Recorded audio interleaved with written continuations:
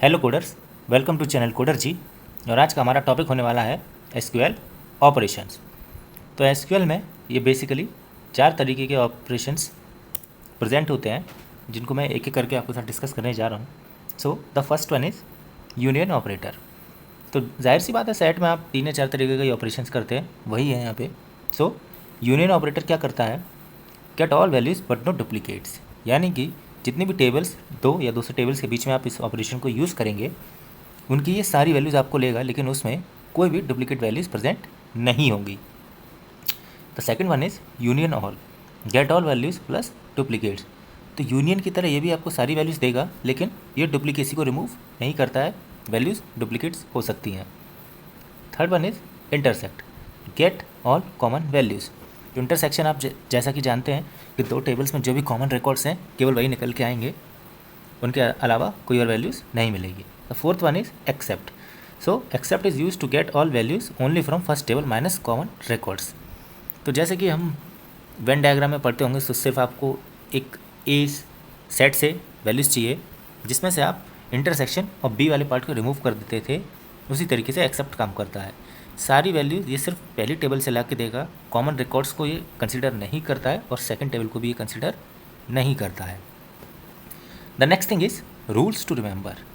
तो before considering these operations you have to know some rules that how should these operations work.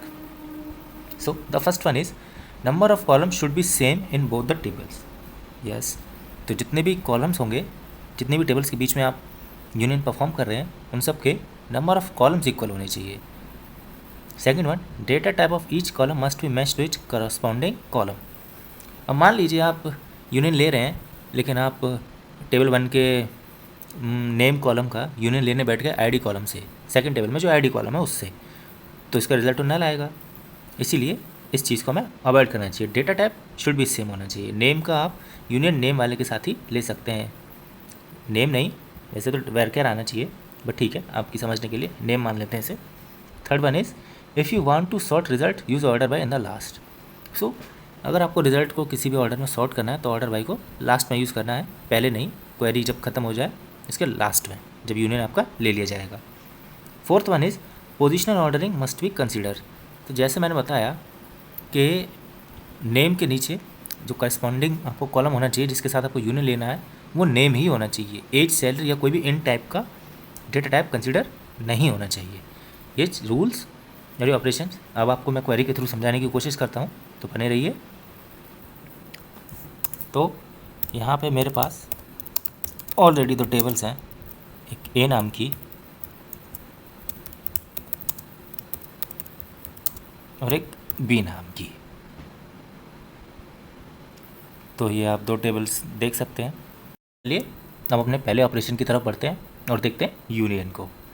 तो जैसा कि आप देखेंगे आईडी, सबसे पहले मैं आपको टेबल्स दिखाता हूँ एक बार फिर से, इसको थोड़ा ऊपर लेके चलते हैं।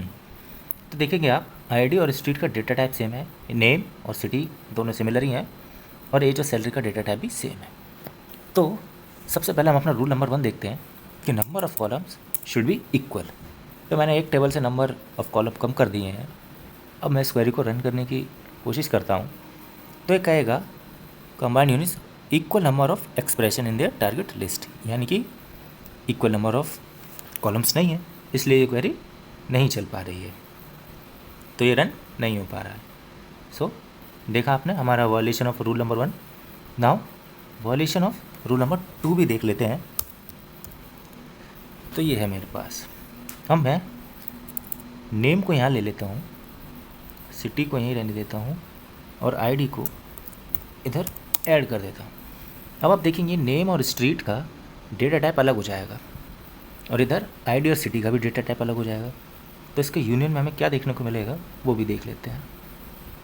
तो कहेगा वेयर केयर को डेटा टाइप में नहीं बदल पा रहा है, यानी कि नेम को इंट में कन्वर्ट कर ही नहीं पा रहा है, इसलिए यूनियन पॉसिबल नहीं है। थर्ड बनता हमारा ऑर्डर बाई, उसको आप एक बार खुद से ट्राई करके देखेंगे, ईजी है, आई होप आपको रिजल्ट ज़रूर मिलेगा। And the final one is इनको इक्वलेंट पे ही आने चाहिए वो जिनके बीच में आप यूनियन लेने जा रहे हैं। सो मैं यहाँ पे आईडी को रख देता हूँ, सिटी अपनी जगह ठीक है, और यहाँ मैं नेम को मेंशन कर देता हूँ। तो अब सारे डेटा टाइप्स मैच कर रहे हैं एक दूसरे से। अब इसका यूनियन ट्राई करते हैं। तो इसको आप एग्जीक्यूट करेंगे तो देखेंगे सारे यूनिक रिकॉर्ड्स मिलेंगे आपको, कुछ भी डुप्लीकेसी अवेलेबल नहीं है यहाँ। नाउ ये था यूनियन। अब एक बार देख लेते हैं यूनियन ऑल को भी। सो इस केस में हमारा तो वैल्यूज़, हाँ यहाँ पे देखिए डुप्लीकेट वैल्यूज़ भी अवेलेबल हैं। एंड नाउ थर्ड वन था हमारा intersect. So try to run this.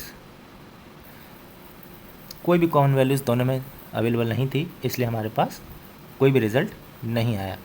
The last one is accept.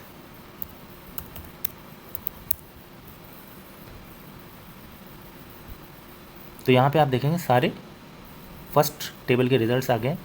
जैसा कि आप देखेंगे इसमें भी यही 5 रिकॉर्ड्स थे, मीनू, निकिता, जया, हंटर, अक्षय। और इस क्वेरी के रिजल्ट में भी मीनू, जया, निकिता, हंटर और अक्षय ही आए हैं। तो 5 रिकॉर्ड्स मिले। सेकंड टेबल से इसमें कोई भी रिकॉर्ड शामिल नहीं था। तो ये था except. And this is all for this lecture. Thank you very much. Till then happy coding.